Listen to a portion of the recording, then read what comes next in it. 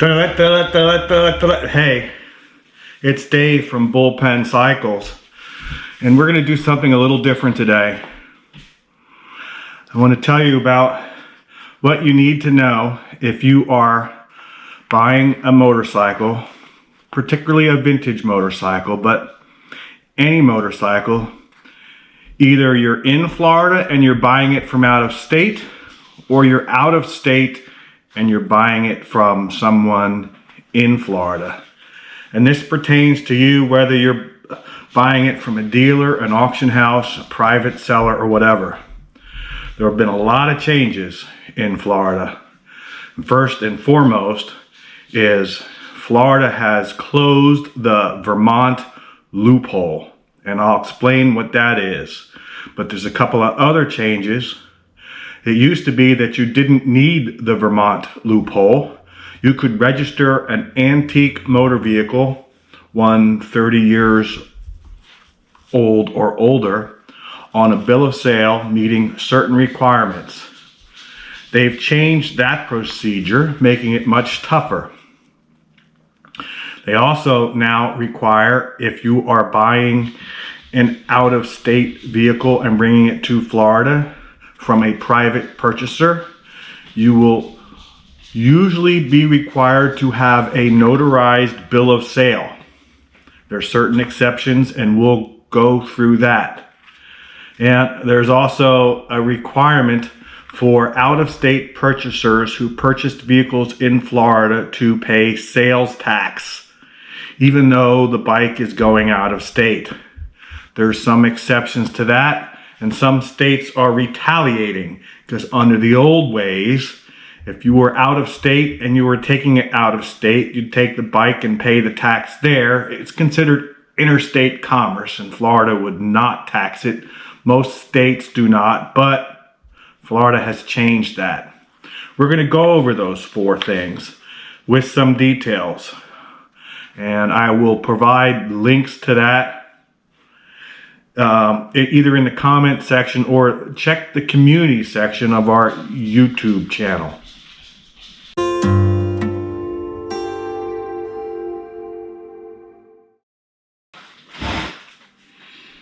So before we get started, I guess I need to tell you, I am not a lawyer.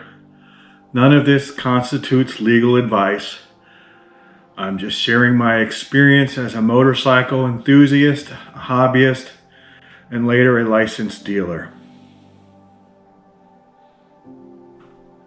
Guess I have to say that because, well, we have so many real lawyers. So in 2018, Florida approved by referendum a bundle of measures. I think it was Amendment 10 or Protection 10. And what that did is, among other things, it established the duties of our county tax collector, which now includes the selling of license plates, the transfer of titles, renewal decals, and that kind of stuff. These were traditionally performed by a DMV office. And since that vote, there's been many of changes to the procedures. And it's not just the way they do things or where they do things. There's a lot of substantive rule changes that you might get dinged on. You'll show up with paperwork that was perfectly correct 2 weeks ago that now your application will be rejected. And I don't know why that is. I have two theories. My first theory is that the DMV doesn't trust the tax collector, so they are exercising dominion by establishing new rules and procedures which require many of the purchases to be reviewed by DMV before the tax collector can issue a title. Or it may be that the tax collector is trying to establish itself as a better profit center by collecting and increasing more revenue, because, well, that's what tax collectors do, and that might backfire. It's probably a combination of both. First, we'll deal with registering antique vehicles without a title. There's actually no requirement for a title in Florida statutes if your motor vehicle is antique or ancient. And that's in the statute. It says right here, if the vehicle is ancient or an antique vehicle as defined in section 320-086, the application shall be accompanied by a certificate of title, a bill of sale and a registration, or a bill of sale and an affidavit by the owner defending the title from all claims. The bill of sale must contain a complete vehicle description to include the VIN number or engine number, year, make, color, selling price, and signatures of the seller and purchaser. So it used to be you could go with a VIN verification, bring in your antique vehicle and your bill of sale. And why was that? Because many states 30 years ago didn't issue titles for motorcycles, and some states like Vermont, Connecticut, I think Maine, still don't.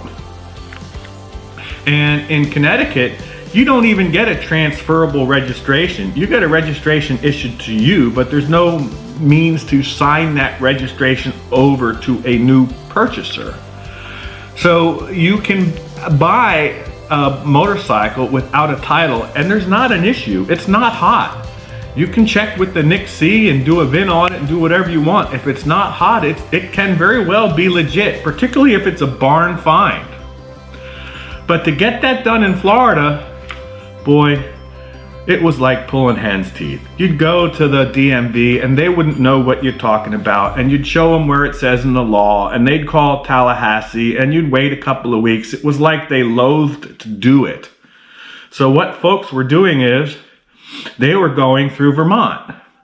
Now Vermont will issue a registration to an out-of-state resident. There's only a handful of states that do that. So in Vermont, which is a non-title state, you'd send them an original copy of your bill of sale, your sales tax, your title fees, and if it was over 500 cc's, you'd send a VIN verification. But that was no big deal because the VIN verification can be on your own state form. So if your state, be it Florida or Georgia or whatever, can do a VIN verification at a motor vehicle dealer or a notary or a police or a government official, that's all you need. You can do it on your home state form, submit it with your Vermont application, and they'd send you a registration and a license plate. And that's perfectly legal. Except technically, if you were an out-of-state resident, most states have a requirement that you transfer that registration to your home state within 30 or 60 days from getting it to your home state. That was never a problem. 50 states, they all recognize the 50 states licensing requirements, and what's valid in one state would be recognized for another state. That's no longer in Florida. Florida issued a information notice. This is dated 6/21/22. It pertains to Vermont registrations. It says, customers are appearing in Florida issuance offices attempting to use registration forms as proof of ownership to obtain a Florida title.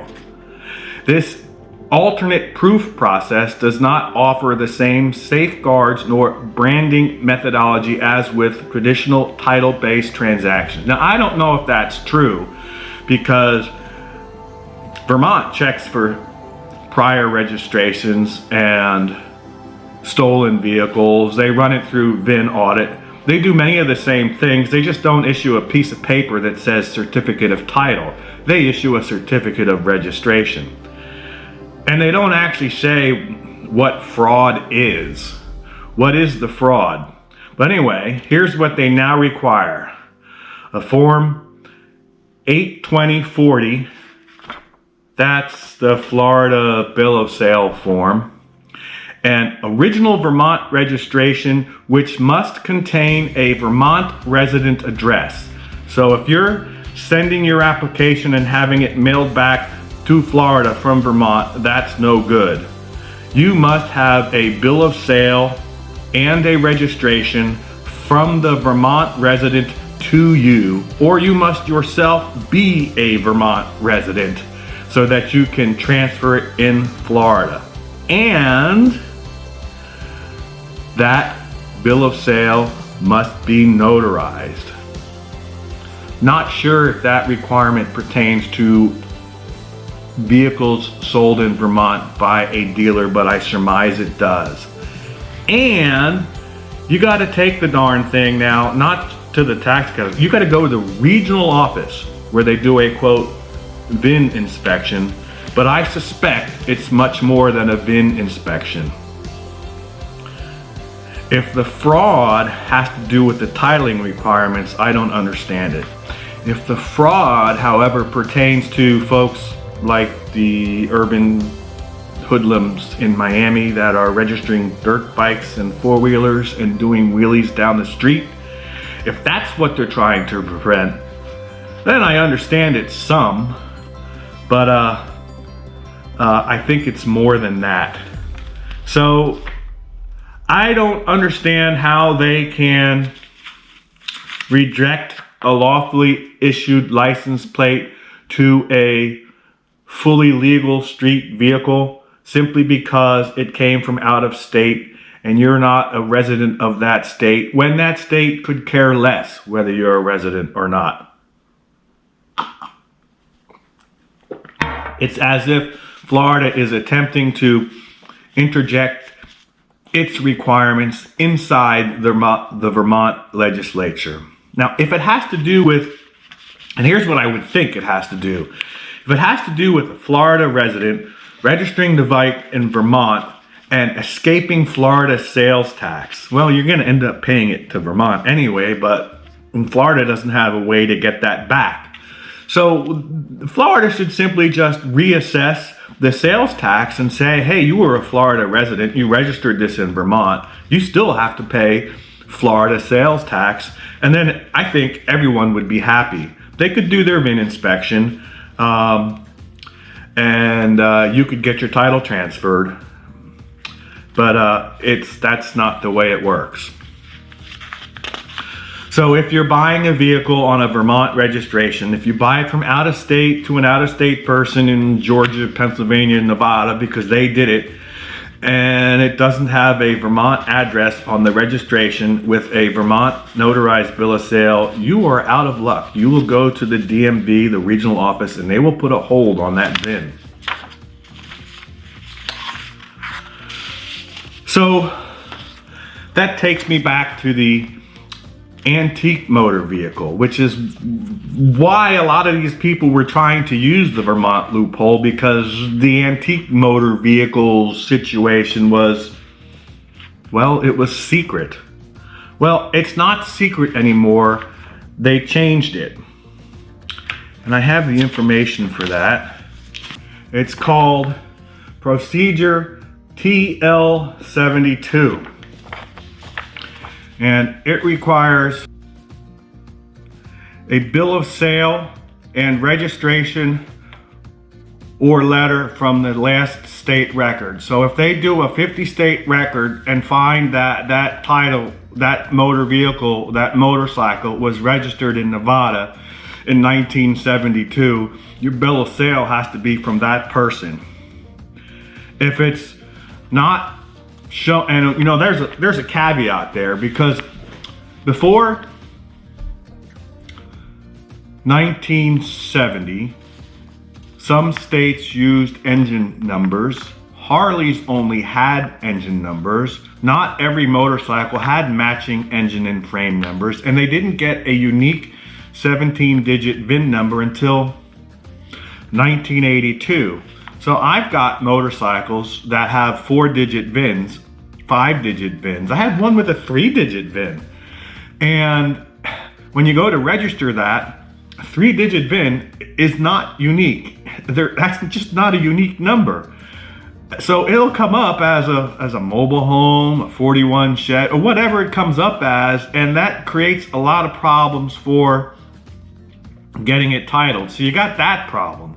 But let's presume you've got a bill of sale for a vehicle that was never titled course, that bill of sale has to be notarized. But you also need a hold harmless affidavit. And they have a sample here in their procedure. But the hold harmless affidavit must include a statement from the seller that they are the owner of the motor vehicle or vessel, that there are no liens or encumbrances on the title, and that the seller, the current owner, will defend the title against all claims. The affidavit must be notarized or include a perjury clause. And they're going to go through that perjury clause with a fine-tooth comb. The hold harmless affidavit cannot be included on the bill of sale or any other document that includes the signatures of both the seller and the purchaser. I don't know why that is. That doesn't make sense, because that's where you get the consideration. I will sell you this bike, and as part of the consideration, I will indemnify you from all claims against the title, but whatever. So you've got to have that separate hold harmless agreement notarized, your bill of sale notarized, so they get the price in there, and you've got to take it for, well, they claim to be a VIN inspection. You've got to go back to the regional office, and they are going to do an inspection. And what I don't know, because I haven't done this yet, if they're going to look at it to see if it's street worthy. You might have an antique vehicle that's a project, and they might make you do the assembled as parts routine. I haven't done this yet, so I don't know if you haven't restored your antique vehicle and made it roadworthy. Now remember, antique vehicles didn't all have the current equipment. They didn't have turn signals until 1973. So will they make you put turn signals on your 71 Triumph? I don't know. I haven't done it yet. But I guess that's both good and bad. Because at least they clarified it. Now the hold harmless agreement, here's a kicker, has to have the seller's driver's license number. So if you're buying it in Georgia, you've got to put the guy's state issued ID or driver's license number on the hold harmless agreement, so that prevents you from making up a name. They'll probably look to see that there's a guy in Georgia that has that license and see that that's the guy that signed it. That way you can't create a fictional character and fudge the guy's signature. You know, which is kind of funny, because there's no notary requirement or identification requirement that goes on the title itself in Florida. But that's not it. There's more obligations. What about this notarized bill of sale requirement? If I'm buying an out-of-state vehicle and it's on a title like this is a Pennsylvania title, and on the back it has a price and an odometer statement. So far, this won't require to be notarized. It also says sworn and subscribed before me, but it doesn't require notarization in Florida. Now it will back in its home state of Pennsylvania. Now, I don't know if they're going to change that, but so far that's not a requirement. I still suggest you use the Florida form for your bill of sale. That's the form I said previously. I think it was 80-20-40 that contains the perjury clause. But you get this signed by the seller, filled out properly, you're probably okay. You get something like this.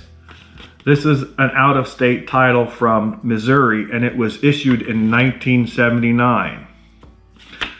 And it's signed open.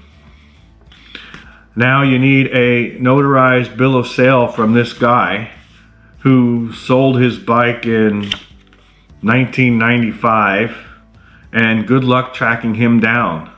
So if you've got something like this because you got it from a swap meet or a Facebook ad or a Craigslist ad, you're probably SOL. There's really nothing you can do with this.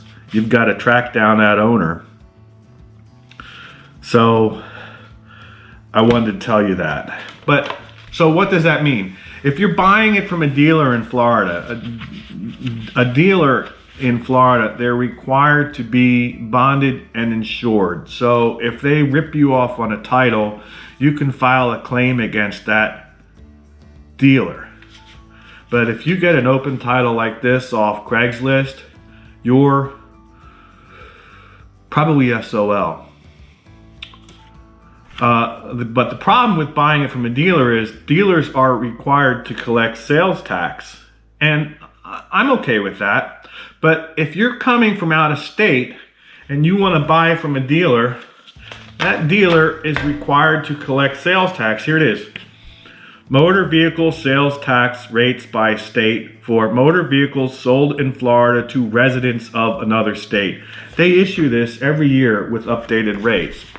And what Florida is attempting to do is collect sales tax up to the rate in your home state. So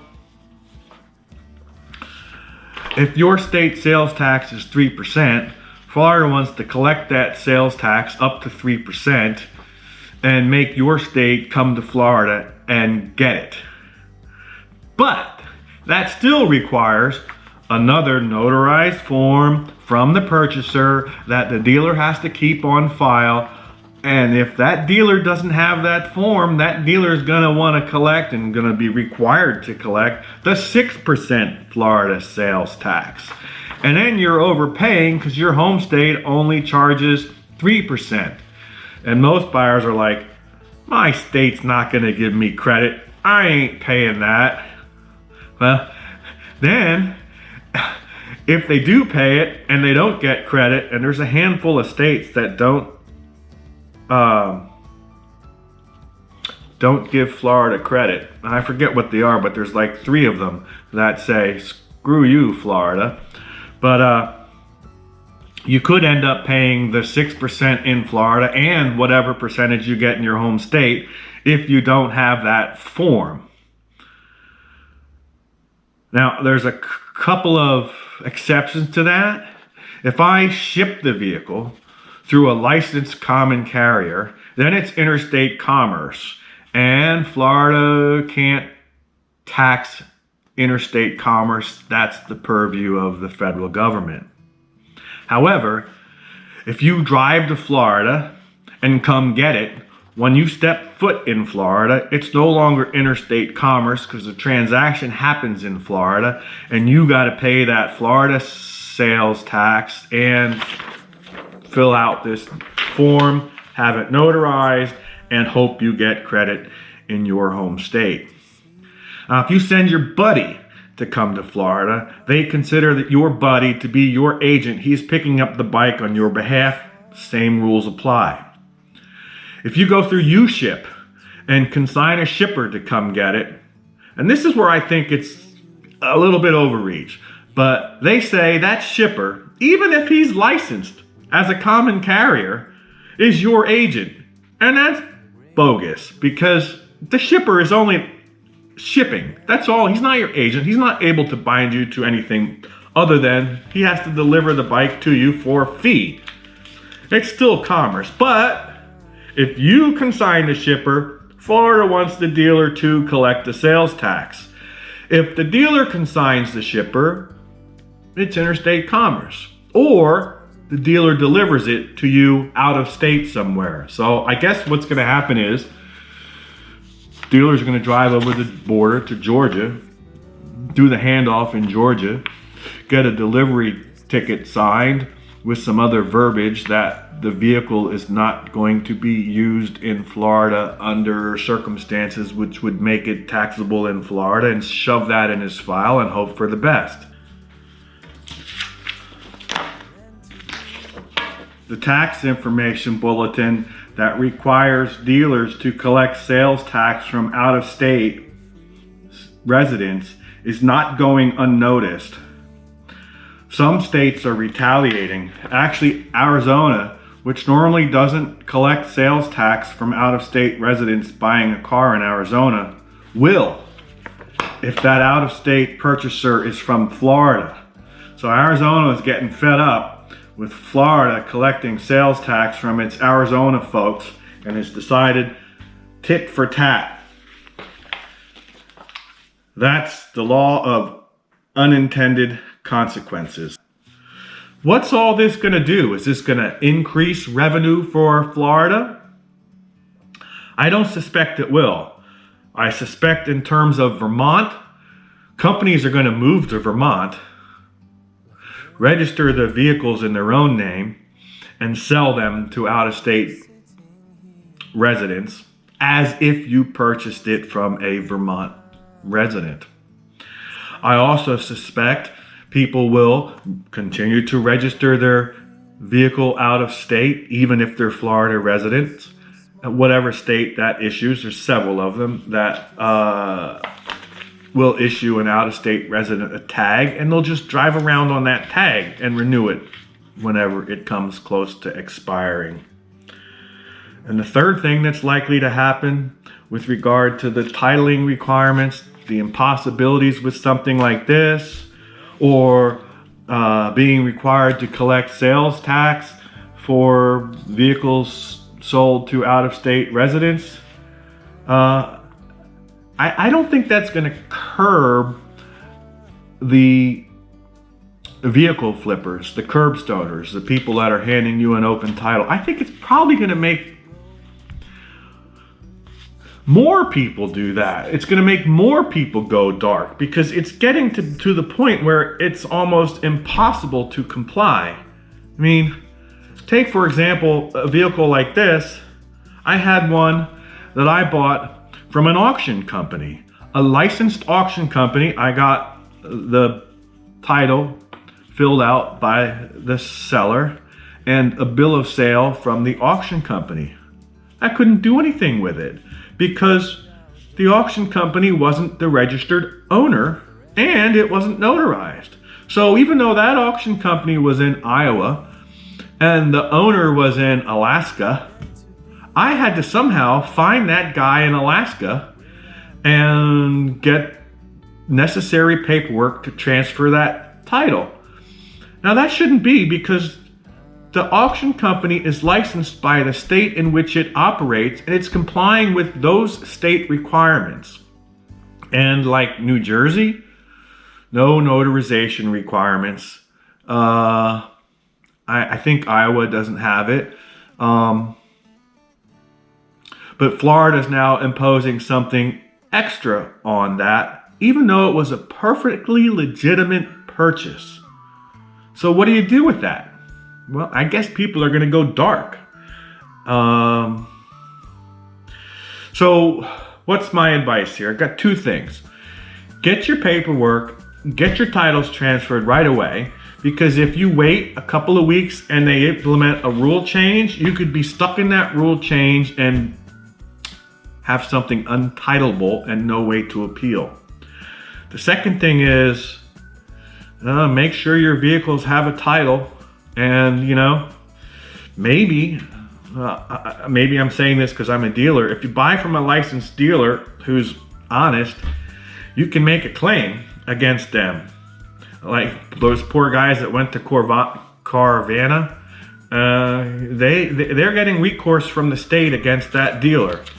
But if you're on Craigslist, I guess you're on your own.